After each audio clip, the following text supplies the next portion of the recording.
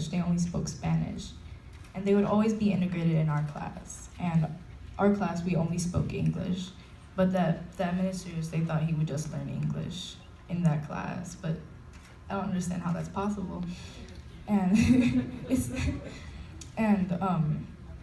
you could tell that they were like, they were being robbed of their education. It was terrible. You could see that like they were failing. They didn't understand anything at all. They were very quiet, and you could tell they just felt very, I don't know how to say it.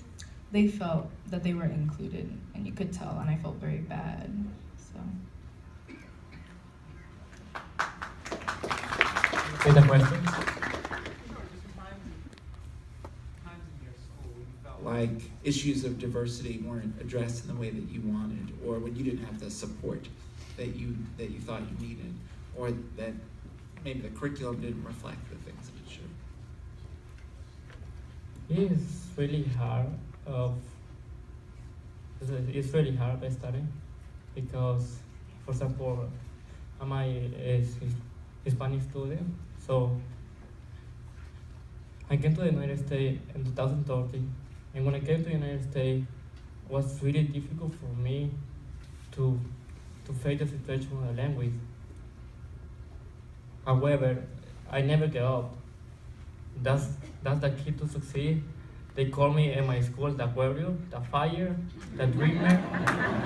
That's someone my name because I'm really perseverant student, persistent, and when I got a goal, no matter what, I had to accomplish it.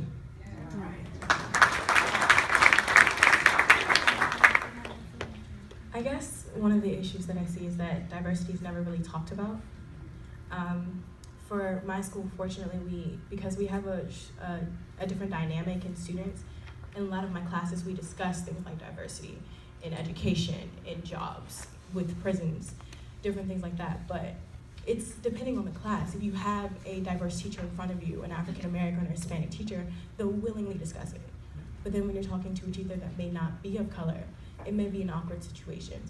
So I guess the lack of diversity being taught and being shown to us more than just the history books is something that I don't always see. We always learn things in history, but we never see it written or taken in effect to us.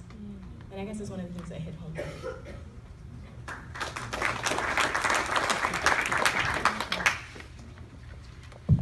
So before I went to Science Leadership Academy, I actually went to a middle school for 6th grade in the Philadelphia area that was rated one of the worst middle schools in the city.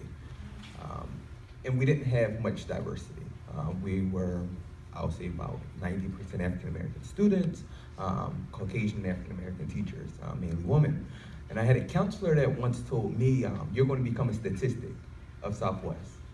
Southwest is not the best neighborhood in the city of Philadelphia, and it hit home because it's like, I have no one in that building to look up to say I won't become that statistic. I had siblings, they worked hard, my parents worked hard, but I had no one in a day-to-day school that I can look up to, and that's my drive, because I refuse to be the product of the environment I was placed in. So just working hard and making sure that I can look up to that next black male teacher and make sure I'm going back in my community and be my brother's keeper to inspire the next student.